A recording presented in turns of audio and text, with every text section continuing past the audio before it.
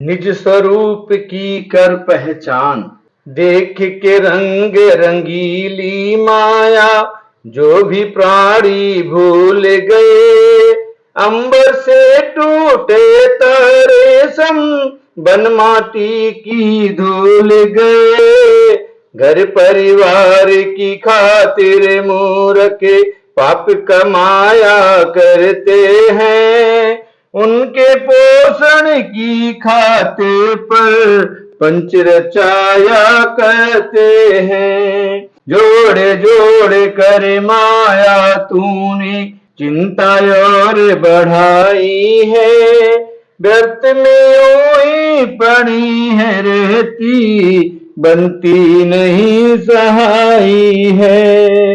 यहाँ की माया यहीं रहेगी, राम नाम समझाना है। संतों से पा राम नाम धन, जिसने अंत बचाना है। त्याग निरर्थक जग के धंधे, निज स्वरूप की कर पहचान।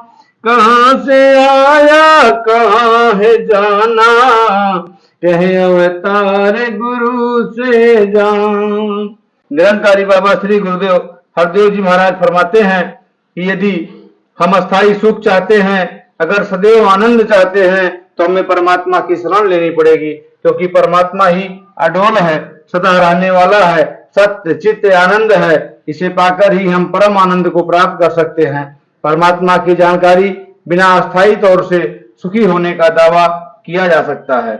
आप खुद अपने आप से पूछें, अगर अंदर झांक कर देखें कि आपको कभी कोई परेशानी अनुभव नहीं होती, क्या आप जीवन में उतार चढ़ाव आने पर एक रस रह पाते हैं? आप स्वीकार करेंगे कि ऐसा नहीं है।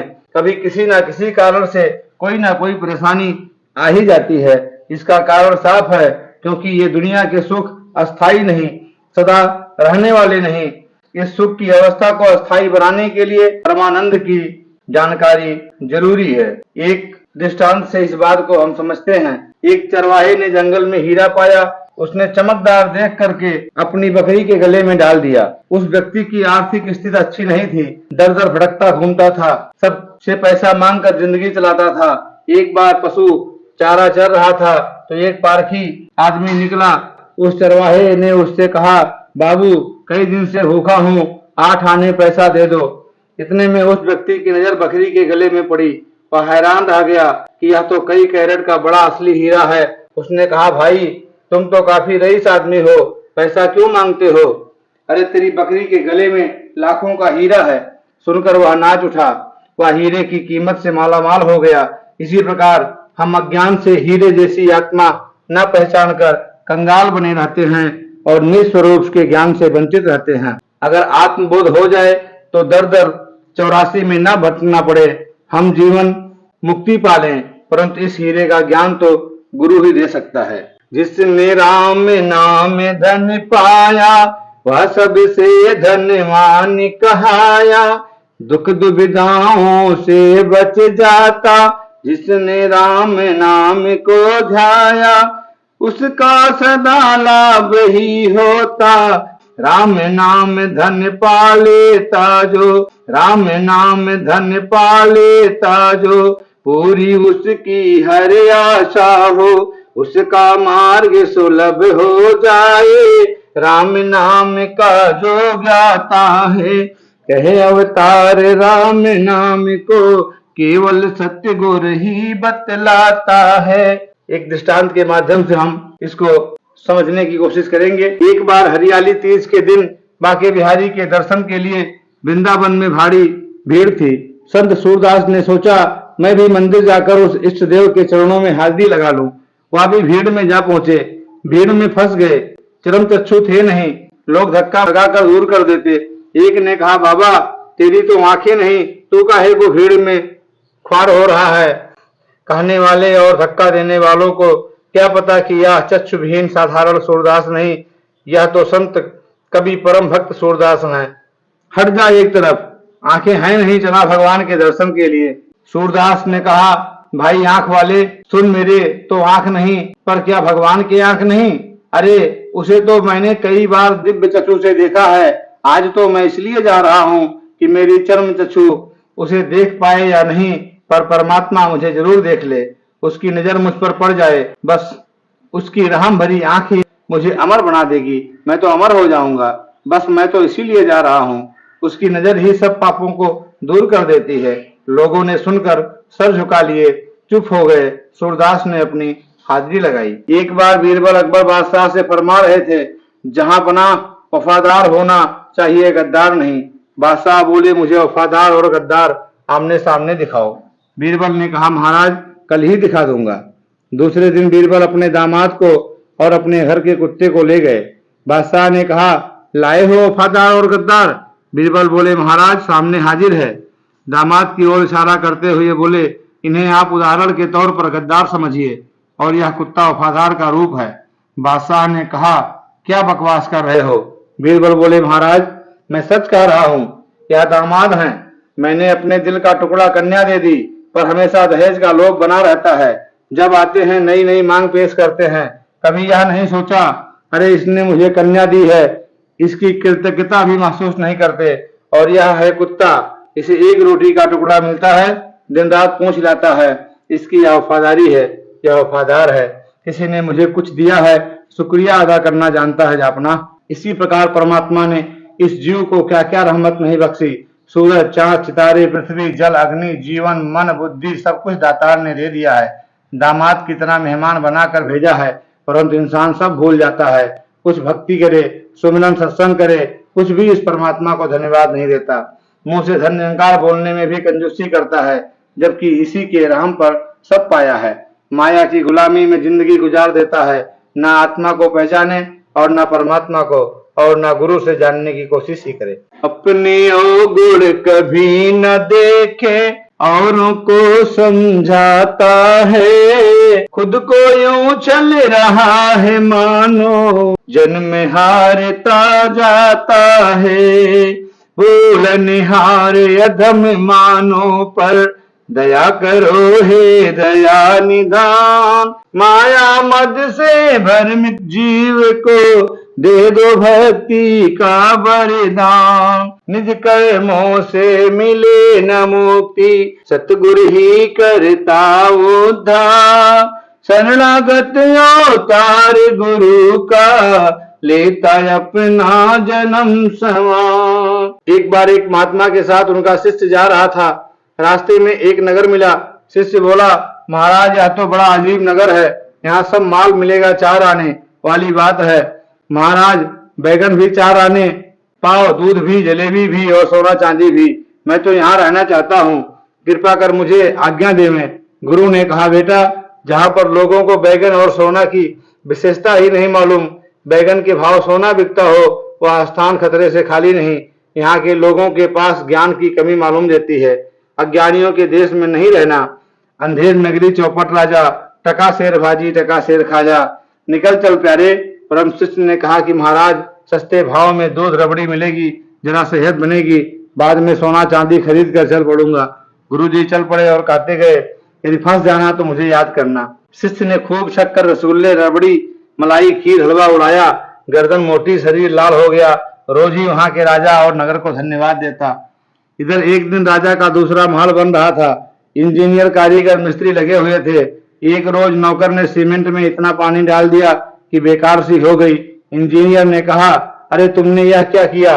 सीमेंट तो पानी पानी हो गई। जवाब दिया, महाराज गलती हो गई। यह जो सामने मकान है उस पर सुंदर कपड़े और आभूषण पहने एक स्त्री खड़ी थी। उधर देखने लगा, इधर का ध्यान भूल गया।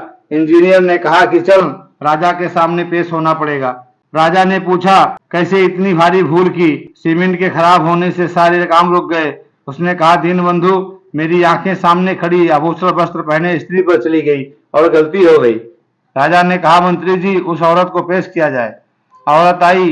तुमने भारी गलती की, जो सज धज कर अपने मकान में खड़ी थी। उस स्त्री ने कहा कि मेरा क्या दोष है, सुनार ने ऐसे सुंदर गहने बनाए इसलिए यह सबको अच्छे लगते हैं। राजा ने कहा, आभूषण निर्माता सुनार को पेश करो। सुनार आया। क्यों बे, तुमने इतने अच्छे गहने क्यों बनाए? हमारी सीमेंट खराब हो गई, इसे फांसी पर चढ़ा दिया जाए। सुनार रोने लगा। महाराज मेरी सफाई सुनिए, केवल गहना पहनकर थोड़ा कोई सुंदर लगता है, यह तो साथ में कपड़ों की करामात है जो खूबसूरत को चार चांद लग जाते हैं। राजा बोले, जहां से कपड़ा आया है उस दुकानदार को पेश करो। दुकानदार ने अपना स्पष्टीकरण दिया, महाराज कपड़े का और मेरा क्या कसूर, या तो जिसने सिले हैं उसी की कारीगरी का जादू है। राजा ने दर्जी को बुलाया, अरे तुम इतने लुभावने कपड़े क्यों सिलकर लोगों को देते हो? बेचारा दर्जी कुछ जवाब नहीं दे पाया। राजा ने कहा, इसको सूली पर चढ़ा दो। मंत्री लोग उसे फांसी पर ले गए, परंतु दर्जी का गला पतला और फांसी न लग पाई। मंत्री लोग आए, महाराज दर्जी के गले में फांसी नहीं लग पाती है। राजा बोले, क्यों? जल्लाद बोला, महाराज इसका गला बड़ा पतला है, फांसी का फंदा लग नहीं पाता। राजा ने हुक्म दिया, जिसका गला मोटा हो उसको लगा दो। ढूंढने निकले तो सामने से वही शिष्य जो रबड़ी मलाई खाकर गर्दन मोटी कर ली थी पकड़ा गया। वह बेचारा रोए, मैंने तो कोई कसूर नहीं किया, मुझे बेमतलब फांसी पर क्यों चढ़ा रहे हो? मंत्रियों ने कहा, हम कुछ नहीं जानते, हम तो यहाँ के राजा का हुक्म है।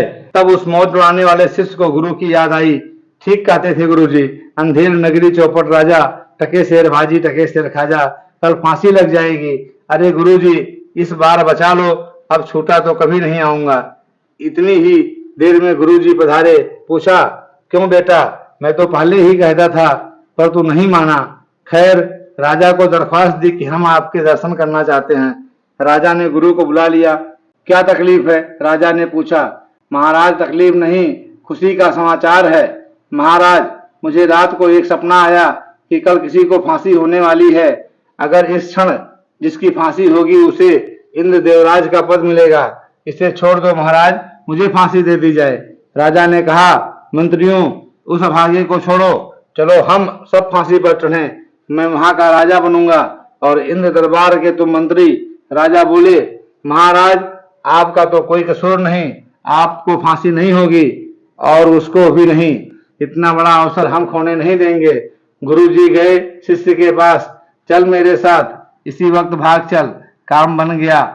इसके यह सबक लेना चाहिए कि यह माया नगरी है, यहाँ का राजा अहंकार है, न जाने कब फांसी का फंदा पड़ जाए। गुरु ही अपनी युक्ति से ज्ञान भक्ति द्वारा शिष्य को बचा पाता है।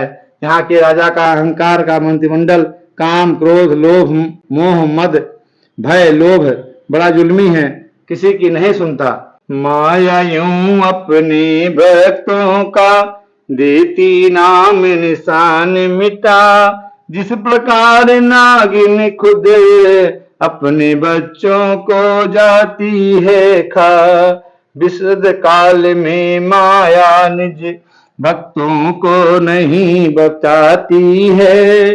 बंदरिया संभल की बच्चे पैरों तले दबाती है, मगर हरि भक्तों को माया कभी नहीं कुछ कहती है। कहे अवतार गुरु सेवक की दासी बनकर रहती है। एक महात्मा जी थे, वह जंगल में कुटिया बनाकर रहते थे। एक चूहा कभी कभी निकलता तो सोचा चलो बिल्ली झपट पड़ती है, वह महात्मा रोज देखते। उन्होंने बिल्ली बनाया तो उस पर कुत्ता झपट पड़ा। महात्मा ने सोचा अरे अब क्या किया जाए, तो उसे कुत्ता बना दिया। एक दिन कुत्ता जंगल से भागा, आश्रम में जान बचाकर घुसा। महात्मा ने देखा कि सिंह इसको किसी दिन खा जाएगा, चलो इसे पशुओं का राजा शेर बना देता हूँ। कुत्ते को शेर बना दिया। शेर तो शेर है, उसकी नीयत बदली और आंखें लाल कर महात्मा की ओर झपटने वाला था। तुरंत महात्मा ने कहा कि अरे यह तो मुझे ही खाना चाहता है, इसलिए पुनः मुझको हो, अरे तू फिर चूहा ही बन जा। वह चूहा बन गया। कभी प्रभु दातार इस जीवात्मा का इसी प्रकार उद्धार करता रहता है और कृपा कर नर मानो योनि का चोला दे देता है, परंतु यह मानो ईश्वर और गुरु के विरुद्ध ही मनमुख बनकर आक्रमण कर देता है। फिर इसकी मानव योनि समाप्त कर देता है और फिर 84 में चला जाता है। गुरु की कृपा से जब ज्ञान द्वारा अंतःकरण पवित्र हो जाए, वह कृपा कर दे। तू चूहा था, उसने कृपा कर तुझे शेर बनाया, तो उसको मारकर इसका दीदार कर। यदि मनमुख चिरा तो वही दशा होगी जो चूहा की हुई। गुरुमुख गुरु की आज्ञा माने और मनमुख इनकार करे। गुरुमुख सेवा करे गुरु की हर मन मुख तकरार करे। गुरुमुख सच्चा प्यार है करता, मन मुख केवल स्वांग भरे। गुरुमुख की मन वाणी सम है, मन मुख मन में द्वेष करे। रूप रंग है एक सच्चा है, फर्क है मन मुख गुरुमुख का। उपकारी अवतार गुरुमुख, व्यर्थ है जीवन मन मुख का। इसको एक और दृष्टांत से समझते हैं। एक राजा परदेश गया, कुछ दिनों के बाद अपनी चारों रानियों को पत्र भेजा, मैं अगले महीने लौटने वाला हूँ, जो सामान चाहिए वह लिख भेजो। एक रानी ने 50 चीजों की सूची बना भेजी, दूसरी ने सारे श्रृंगार प्रसाधनों की लिस्ट भेज दी, तीसरी ने नए नए डिजाइनों के साड़ी वस्त्रों की मांग पेश कर भेजी, यह सब तो ले ही आना, और भी जो अच्छी चीजें हों सब खरीद लाना। पर चौथी रानी ने अपने पत्र में एक की गिनती लिखकर पत्र डाल दिया। सबके पत्र राजा को मिले, परंतु जब चौथा पत्र पढ़ा तो उसमें एक लिखा था। राजा अति प्रसन्न हुआ, मतलब समझ गया कि मैं तो सिर्फ एक आपके चाहती हूँ, आप स्वयं पधार आओ। राजा आए, जिसका जो सामान लाए थे दिया, और स्वयं वैभव सहित उसी रानी के साथ रहना पसंद किया जिसने पत्र में एकमात्र राजा को चाहा था। इसी प्रकार जीवात्मा का लक्ष्य परमात्मा पा लेना। जो आत्मज्ञान द्वारा निज स्वरूप को नहीं भुलाते, वो ये परमात्मा पा लेता है, इसी की चाह करता है, परमात्मा उसके अंग संग रहता है। उत्तम पुरुष वही है जग में, परम पुरुष को ले जो जान। ब्रह्ममयी जीवन हो जाए, एक ब्रह्म की कर पहचान। ब्रह्म है करता जो यह जाने, किसी अन्य को ध्याए ना। जड़ चेतन सृष्टि के आगे, कभी भी शीश झुकाए ना। अंग संग निर्गुण निरंकार का, हर पल दर्शन पाता है। अवतार मिले परमानंद, जीवन खुशियों से भर जाता है। एक महात्मा जी अपने एक शिष्य के पास आए। उन्हें भूत प्रेत की सिद्धि प्राप्त थी। जो कोई पूछता वह तुरंत बतला देते। महात्मा जी चलने लगे तो चतुर शिष्य ने कहा कि महाराज, मेरा बिजनेस मुंबई, कलकत्ता, हांगकांग में कई जगह फैला है। मुझे बड़ी परेशानी होती है, कहाँ क्या हो रहा है पता नहीं चल पाता। गुरु मान गए, वह भूत चेला को दे दिए। अब चेला ने अपनी सभी यात्राएं स्थगित कर दी। अब तो भूत रूपी टेलीविजन मिल गया। सवेरे बैठा और लगा भूत से पूछने, बंबई में आज क्या हो रहा है? भूत बोला, स्ट्राइक हो रही है, फैक्ट्री बंद है। अच्छा, तो कलकत्ता की क्या पोजीशन है? भूत ने कहा 1 लाख की आमदनी हुई है। अच्छा, हांगकांग में न्यूयॉर्क से सौदा हो रहा था, हुआ कि नहीं? भूत ने कहा कल हो जाएगा। जो पूछना था 1 ही घंटा में सब पूछ लिए, परंतु गुरु कहा गए थे, बेटा यदि तुम्हारे पास कुछ पूछने को नहीं रहा तो यह भूत तुम्हें खा जाएगा। अब वह व्यक्ति परेशान इधर उधर की बातें पूछने लगा। भूत 1 मिनट में बता देता, पूछता भी जाए और रोता भी जाए। बचाओ भूत से। एक महात्मा चले जा रहे थे, देखा, दया आई, इसको कैसे बचाएं? जाकर पूछा क्या बात है, कोई दिखाई तो देता नहीं, किससे बचाएं? वह व्यक्ति बोला, महाराज भूत से पिंड छुड़ाइए। महात्मा सब बातें सुनकर समझकर बोले, अरे तूने तो अज्ञानता से साक्षात यमदूत बुला रखा है। अच्छा ऐसा कर, तू इससे बोल कि जो सामने बड़ा बांस गड़ा है इसी पर चढ़ उतर। शिष्य ने वैसा ही किया, भूत पिंड छोड़ दिया। निज स्वरूप पहचान बिना लोभ माया के मोह भ्रम भूतों को सर चढ़ा लेते हैं, फिर रोते हैं बचाओ बचाओ। मन में जब भूत सवार होता है तो अब यह चाहिए, अब यह चाहिए, दिन रात परेशानी होती है। अरे इसे सेवा सुमन सत्संग में चढ़ा दे, दिन रात बोल चढ़ जा बेटे मन के भूत, इसी प्रभु नाम के खम्भे में तो चैन आएगी। परंतु सच्चा गुरु ही मार्ग दिखलाकर बचा सकता है। सत्य गुरु जी से जो भी चाहे वही काम करा सकता। पिंगले से पर्वत पार कराबू, गे को है बुलवा सकता। जागे गुरु की कृपा दृष्टि से, उजड़े बिगड़े भाग्य सभी। पिंड छोड़ जाते मानो का, मोह भ्रम दुर्भाग्य सभी। गुरुदेव शरणागत जन का, आवागमन मिटाते हैं। अवतार भक्त के कभी निकट हम दूत नहीं आ पाते हैं। देखा आपने कि एक था कथित गुरु और अपने चेले पर कर्म कांड का भूत चढ़ा गया, परंतु एक सदगुरु ने उससे पिंड छुड़वाकर सब छुटकारा कराकर सेवा सुमनम सत्संग का मार्ग दिखा दिया और मन शांत हो गया। आत्म स्वरूप की पहचान करा दी। जब तक निज स्वरूप का ज्ञान न हो, मन और माया तथा मिथ्या कर्मकांड बंधन के भूत नहीं भागते। एक साधारण आदमी की कहानी है। एक साधारण स्थिति का आदमी था, उसको बीवी मिल गई शान शौकत वाली। जब घर जाए तो बीवी पूछे साड़ी लाए हो, लिपस्टिक लाए हो, जूतियां लाए हो? वह बेचारा कहता जाए नहीं नहीं नहीं।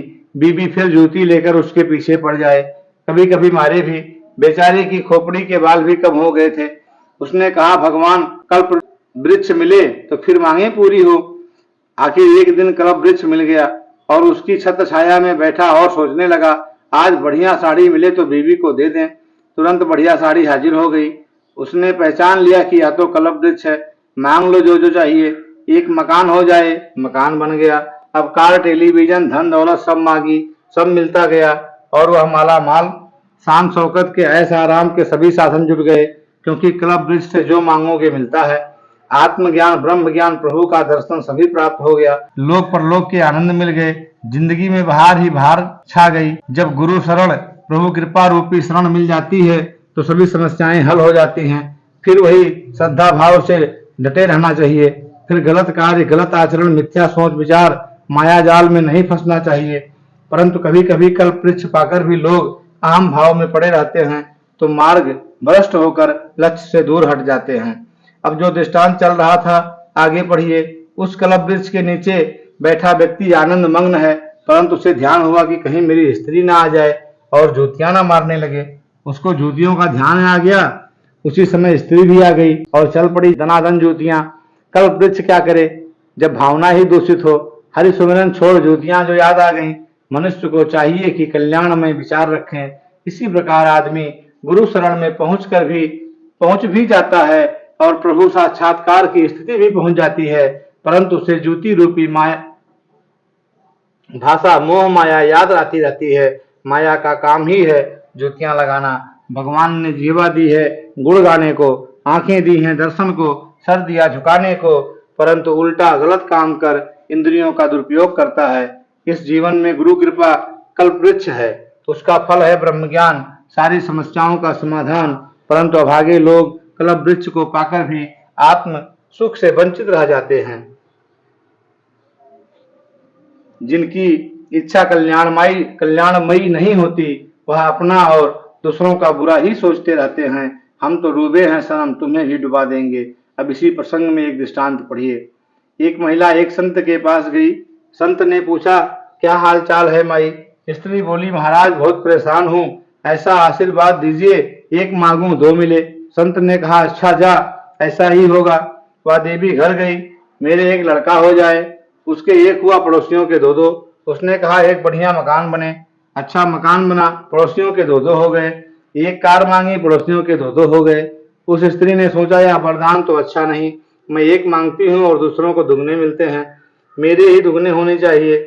उसने जलन ईर्ष्या के मारे कहा मेरा लड़का मर जाए, पड़ोसियों के दोनों मरे, मेरे घर में एक कुआं खुद जाए, पड़ोसियों के घर दो दो कुआं, निकलने का रास्ता बंद। ऐसे भी लोग हैं कि अपना चाहे नाश हो जाए पर दूसरों का डबल नाश हो, इस तरह नाश करने पर तुल जाते हैं। जलन ईर्ष्या महापाप है। परोपकार, नम्रता, कल्याण या ईश्वरीय सद्गुण है, वही मानना चाहिए कि मेरा भी भला हो, दूसरों का भी भला हो, सबका भला करो भगवान। सर्वे भवन्ति सुखिनः, सर्वे सन्तु निरामया, सर्वे भद्राणि पश्यन्तु, माँ कश्चित् दुख भाग भवेत्। सब सुखी हो, सभी स्वस्थ रहे, सभी का कल्याण हो। हे दातार, कोई भी दुखी ना रहे।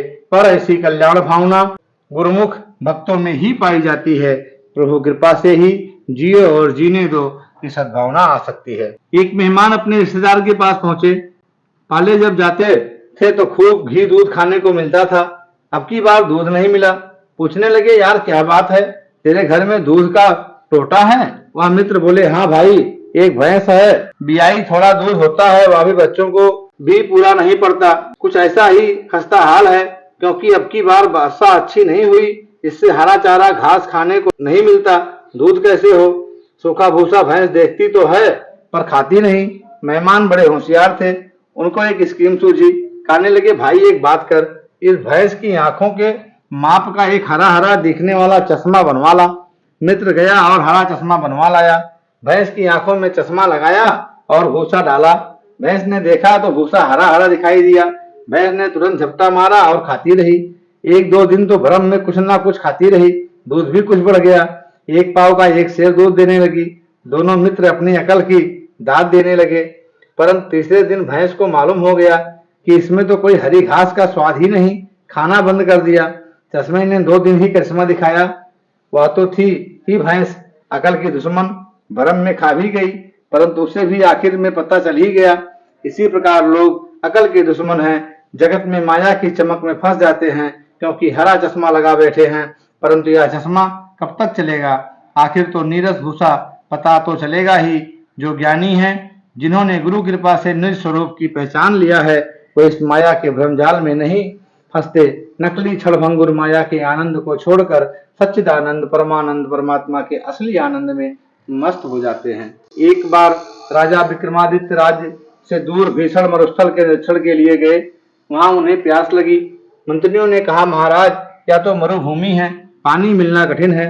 एक मंत्री ने ऊंचाई पर चढ़कर देखा, महाराज यहाँ से कुछ दूर कुछ हरे वृक्ष दिखाई देते हैं, हो सकता है उधर जल हो। गए तो देखा कि एक बगीचे के पास एक आदमी बैठा है। राजा ने कहा कि मंत्री, इसे यह ना बताना कि मैं विक्रमादित्य हूँ, नहीं तो देख रहे हो इसके पास पानी का भरा घड़ा है, उसके ऊपर काली धूल गंदगी लगी है। क्या राजा समझकर पानी भी नहीं पिलाएगा? कहीं शर्म से घड़ा ही ना फोड़ डाले। प्यास लगी है, पानी तो पीना ही है। विक्रमादित्य ने साधारण राहगीर की तरह जाकर राम राम की और पानी मांगकर पिया। फिर पूछने लगे, भैया तुम क्या करते हो? उस आदमी ने कहा, भाई मैं तो कोयला बनाने का काम करता हूँ। क्या बगीचा मिल गया था, काट काट कर कोयला बना डाला, जिंदगी चलती रही। परंतु अब तो 15 पेड़ रह गए हैं, सोच रहा हूँ आगे क्या करूंगा, रोटी पाने का क्या सहारा होगा। विक्रमादित्य ने कहा कि मेरे पास बगीचा है, जब यह वृक्ष खत्म हो जाए तो मेरे पास आना, मैं दे दूंगा। वह शख्स बड़ा खुश हुआ, उसकी जान में जान आई। परिचय पूछा। विक्रमादित्य ने कहा कि यह कागज के चिट्ठ, इसमें मैंने अपने दस्तखत कर दिए हैं। उज्जैन आ जाना, वहां राजमहल में सेवा करता हूँ। चिट्ठ दिखाना तो मेरा पता चल जाएगा।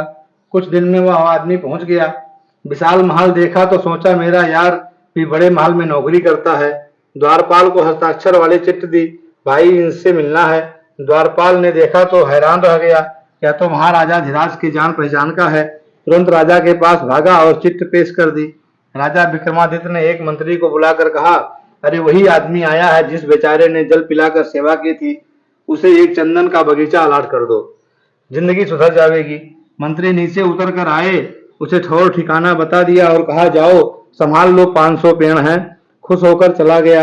बगीचा देखकर खुश हुआ, वहां तो खुशबू ही खुशबू, जिस पेड़ में नाक लगाए खुशबू।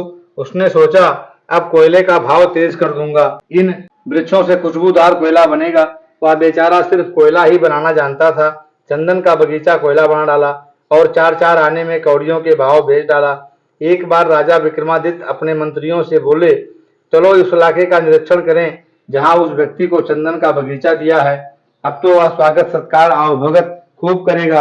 अब यदि पहचान भी जाए कि मैं राजा हूं तो कोई बात नहीं, अब तो वह माला माल हो गया होगा, कोठी होगी, नौकर चाकर होंगे।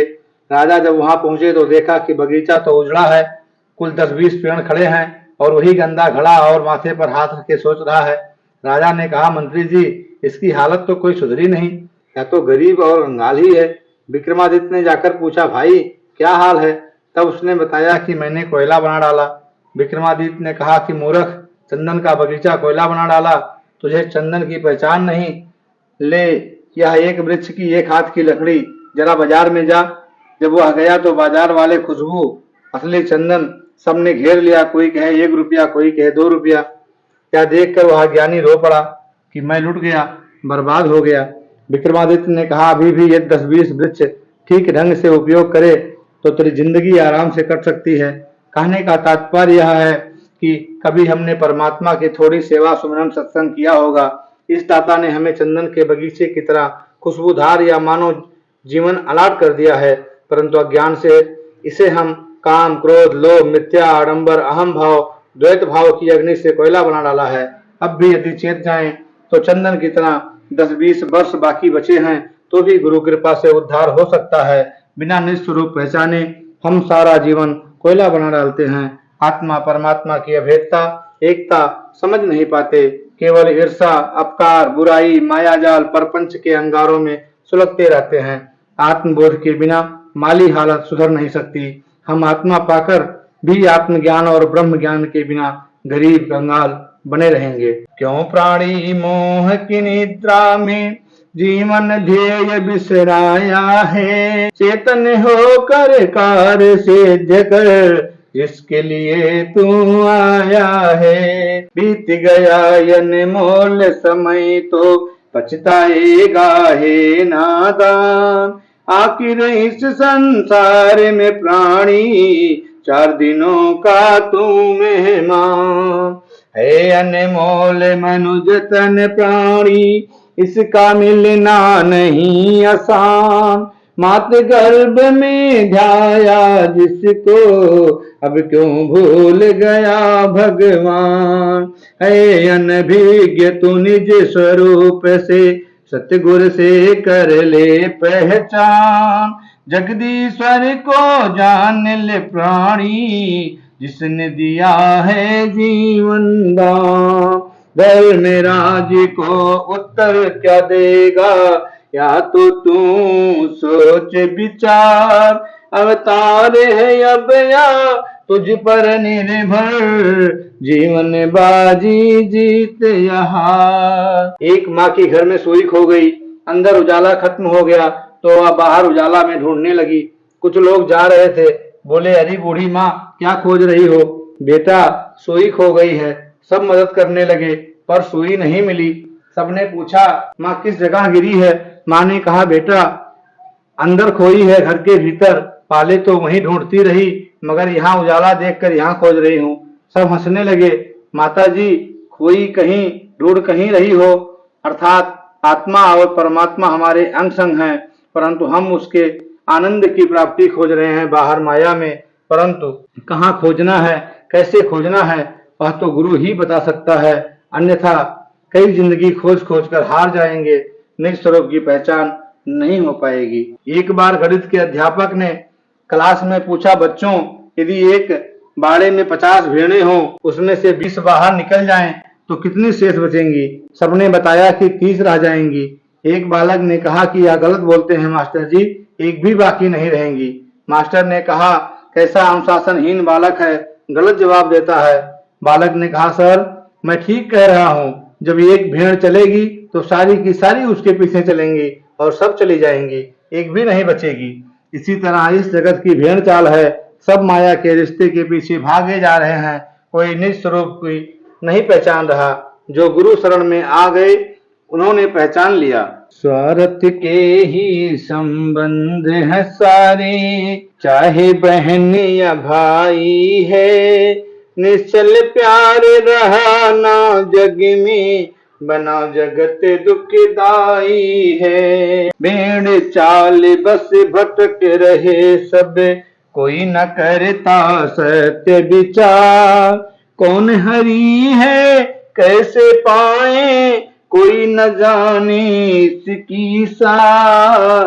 प्यार नम्रता भर सद्गुरु ने एक बसाया है सुख धाम। अवतार गुरु पर त्यक्ष दिखाया, दुख भंजन हितकारी राम। एक बार महात्मा गांधी जी नमक सत्याग्रह के आंदोलन के सिलसिले में बिहार गए। उन्हें चंपारण जाना था। गांधी जी ट्रेन का सफर कर रहे थे। खाली गाड़ी देखकर सेवकों ने गांधी जी से कहा, आप कार्यक्रमों में व्यस्त रहने के कारण 2 दिन से सोए नहीं, सो जाइए। गांधी जी शयन कर रहे थे। कटिहार स्टेशन से कुछ किसान ढोल मजीरा खड़ताले लिए हुए भजन करते हुए चंपारण प्रोग्राम में गांधी जी के दर्शन करने जा रहे थे और उल्लास से ऊंचे ऊंचे स्वर में गा रहे थे, जय जय गांधी जी महाराज, दुखियों के दुख मिटाने वाले, अंग्रेजों को मार भगा के आजादी को लाने वाले। और उसी थर्ड क्लास डिब्बे में चढ़ गए जिसमें गांधी जी सो रहे थे। घुसते ही एक ने गांधी जी के पैर समेटे और धक्का दिया। अरे उठ, ऐसे सोता है जैसे किसी के बाप की गाड़ी हो।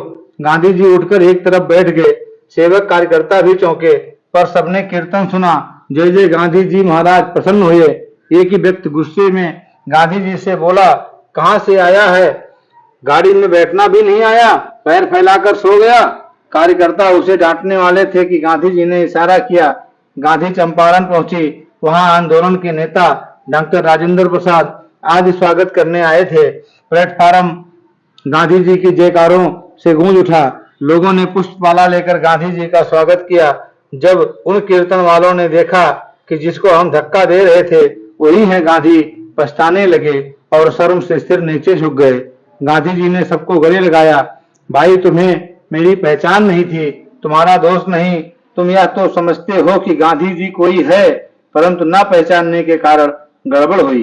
लोग अनेक जप तप पूजा पाठ मंत्र तंत्र षड्यंत्र करते रहते हैं, परंतु भक्ति तथा सच्चे ज्ञान के अभाव में ईश्वर का आनंद नहीं ले सकते। परमात्मा अंग संग है, परंतु निज स्वरूप की पहचान बिना कीर्तन भजन करते हुए भी लोग दूर ही रहते हैं। भ्रमण किया 68 तीर्थ का, कई बार स्नान किया, पूजा पाठ किए नाना विधि, बहुविध कीर्ति गान किया। धर्म स्थानों पर जा जाकर पुण्य समझ कर दान किया, कर्म कांड सब किए मगर ना किसी ने भी कल्याण किया। दया निधि सतगुरु ने जब से एक तथ्य समझाया है, कहीं अवतार तभी से मन में हर पल राम समाया है। एक बार बीरबल एक दिन अकबर बादशाह को समझा रहे थे कि गीता में लिखा है कि जो मुझे सर्वत्र देखता है हर हाल में वह खुशहाल रहता है, तथा मैं भेड़ चाल से नहीं मिलता, बिना मेरे जाने और पहचाने किए यज्ञ दान तप आदि करना सब बेकार है। गीता के 11वें अध्याय का 53वां श्लोक समझा रहे थे। ना हम वेदेन तपसा ना दानेन चाचेज्या, शक्य एव विधो द्रष्टुम दृष्टिवानसि माम यथा। परमात्मा को तुम शास्त्रों तप दान यज्ञ आदि से कभी नहीं देख सकते, जैसा मैंने अभी तुम्हें विराट स्वरूप दिखाया है। दिव्य चक्षु लो देख लो, सर्वव्यापी भगवान, भक्ति ज्ञान ही मुख्य है, बाकी भेड़िया धसान। अकबर ने कहा, एक दिन दिखाना भेड़िया धसान क्या होता है। बीरबल ने कहा, महाराज जरूर दिखाऊंगा। एक दिन बीरबल ने एक जूता बनाने वाले से कहा, भाई 2 हाथ लंबा एक चमकदार लड़ियों जड़ा हुआ जूता बना देना। जूते वाले ने बना दिया। बीरबल प्रातः 4 बजे उठे और नगर के बड़े चौराहे में जूता लेकर बैठ गए। जैसे आदमियों को आते देखा जोर जोर से रोने चिल्लाने लगे, हाय कैसा अभागा हूँ, खुदा आया और चला गया, बड़ा छलिया है, मैं तो आज धन्य हो गया, अच्छा होता खुदा के दोनों पैर पकड़ लेता, छुड़ा कर भाग गया। लोगों की भीड़ इकट्ठा हो गई। लोगों ने खुदा का रूप पूछा। अरे क्या बताऊं, वाणी बोल नहीं सकती, आंखों ने देखा पर आंख बता नहीं सकती। मैंने एक पैर जोर से पकड़ा तो उस पैर को यह जूता ही मेरे हाथ लगा। लोगों ने देखा वाकई यह तो खुदा का ही जूता है और किसी का इतना बड़ा पैर हो ही नहीं सकता। लोग मेवा बतासे फूल लेकर दौड़े और बीरबल सबकी पीठ पर वह जूता मारता जाए और लोग पैसा फल फूल मिठाई चढ़ाते जावें। 1 मील लंबी लाइन लग गई। धीरे धीरे बात अकबर बादशाह के पास पहुंची। महाराज, बीरबल तो आज फरिश्ता बन गया, खुदा ने दर्शन दिया, उससे तो अपने पैरों का जूता भी दे गए। बादशाह ने कहा, देखो तो बीरबल हमारी नौकरी करता है, यदि ऐसा हुआ था तो वह हमारे पास आकर जूते का दर्शन कराता। बेगम साहिबा ने कहा, महाराज जब खुदा मिल गए तो फिर होश कहाँ रहता है। अकबर ने बेगम, शहजादी, शहजादा, रिश्तेदार बुलाए। सारा बादशाही खानदान पहुंच गया। बीरबल अकबर को देखकर बोला, जा अपना, आपकी खिदमत का फल आज पा गया, सब आपकी मेहरबानी है। अकबर ने पैसे और सोने का 1 हार जूते पर चढ़ाया। बादशाह बोला बेगम से, मैं कहता था ना कि हमारा खुदा सबसे बड़ा है। बेगम ने कहा, वह तो जूते से ही पता लगता है। बीरबल ने कहा, महाराज झुक जाइए, मैं यह जूता आपकी पीठ पर लगाऊं। 5 बार जोर जोर से मारा। बादशाह और सारे कुनबा ने उस जूते को सिर में लगाया, चूमा। बादशाह ने कहा, अरे बीरबल, अब इसे राष्ट्रीय जुलूस के साथ महल में ले चलो, सोने की जगह बनाकर रखेंगे, इसकी रोज इबादत होगी। शहनाइयां बजी, बिगुल बजे, पंडित लोग वेद मंत्र और मौलवी आयतें पढ़ने लगे। महल में खुदा का जूता प्रतिष्ठित किया गया। एक दिन अकबर ने पूछा, बीरबल, तुम भूल गए, एक सवाल का जवाब नहीं दिया। बीरबल ने कहा, महाराज, मैं उधार खाता पसंद नहीं करता, जरूर दे दिया होगा। नहीं बीरबल, नहीं दिया, मैंने तुमसे कहा था भेड़िया धसान दिखाना। बीरबल ने हंसकर कहा, परवरदिगार, आप भूल गए खुदा का जूता। अकबर ने कहा, अरे बीरबल, उसे कैसे भूल सकता हूँ, वह तो खुदा की देन है। बीरबल ने सब बता दिया तो बादशाह बड़े शर्माए और कहा कि जो हो गया सो हो गया, इस राज्य को मत खोलना, अब इसे खुदा का ही जूता बना रहने दो। इसी तरह लोगों ने अज्ञानतावश ऐसी कुप्रथाएं तरीके बना लिए हैं और करते चले जा रहे हैं जिनका ईश्वर प्राप्ति से कोई संबंध नहीं। कोई लाखों जंतर मंतर पूजा पाठ व दान करे, पाठन पठन धर्म शास्त्र के लाख कोई इंसान करे। जप तप संयम योग क्रिया भी करता हो कोई बारंबार, व्रत रखे या रोजे रखे, दे दे बागे करे पुकार। शरद कभी पाबंद हो पक्का, नियम पूर्वक पढ़े नमाज, अवतार रूह आज्ञा दे होगी, बिना गुरु से समझे रात। अवतार रूह आजाद न होगी, बिना गुरु से समझे रात। इसीलिए द्वैत भाव को मिटाकर अद्वैत भाव स्थापित करना, अहंकार को दूर कर निरंकार परमात्मा से लगाव रखना, भक्ति ज्ञान नम्रता द्वारा सदगुरु से ब्रह्म ज्ञान प्राप्त करना, कण कण में व्यापक परमात्मा को जानना, यह सब निज स्वरूप की पहचान के साधन है। यही जीवन का लक्ष्य है। यही आत्म तत्व ज्ञान से ब्रह्म और जीव की अभेदता होती है तथा अंग संग परमात्मा दाता निरंकार के दर्शन होते हैं। मोह माया में ग्रस्त हो प्राणी, जीवन बाजी हार रहा। मोह माया में ग्रस्त हो प्राणी, जान न जग की सार रहा। नाम पे माया के तूने खुद अपना आप फंसाया है। मोह माया में ग्रस्त हो प्राणी, निज स्वरूप बिसराया है। नर योनि बहुमूल्य है अवसर, इसको व्यर्थ गंवाया जो।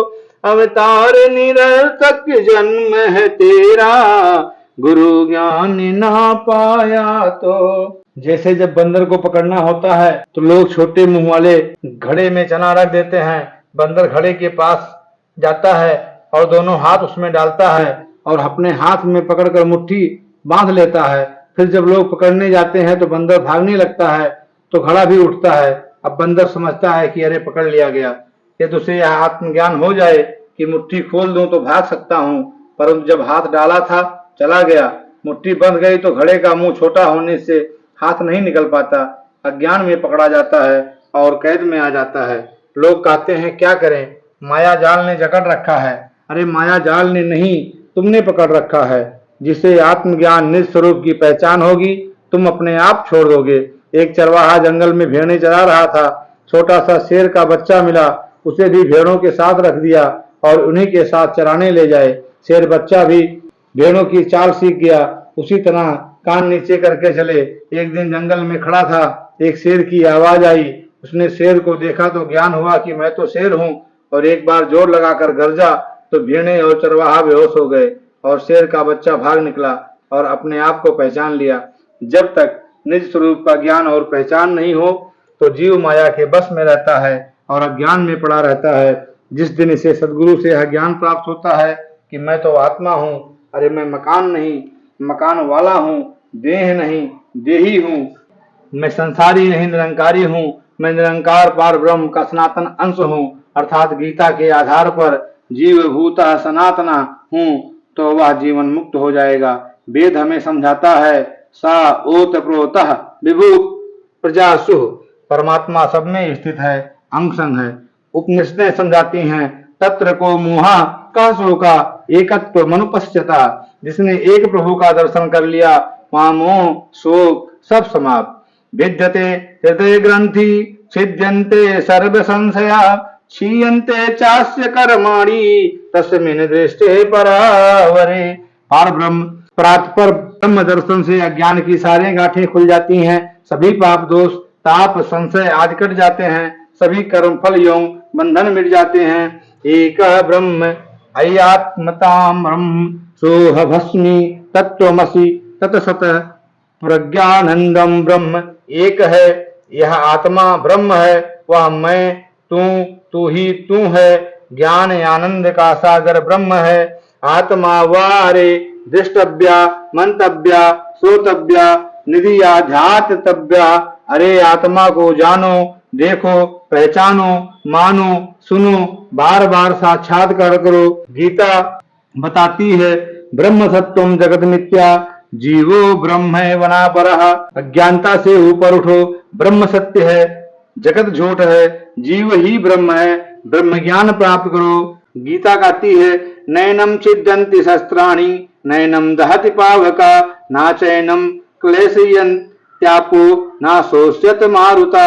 इस आत्मा को शस्त्र काट नहीं सकते, अग्नि जला नहीं सकती, जल गीला नहीं कर सकता, हवा उड़ा नहीं सकती। रचनिहार निरंकार विधाता जग में सर्वव्यापक है, सृजनहार सृष्टि का स्वामी सबका यह प्रतिपालक है।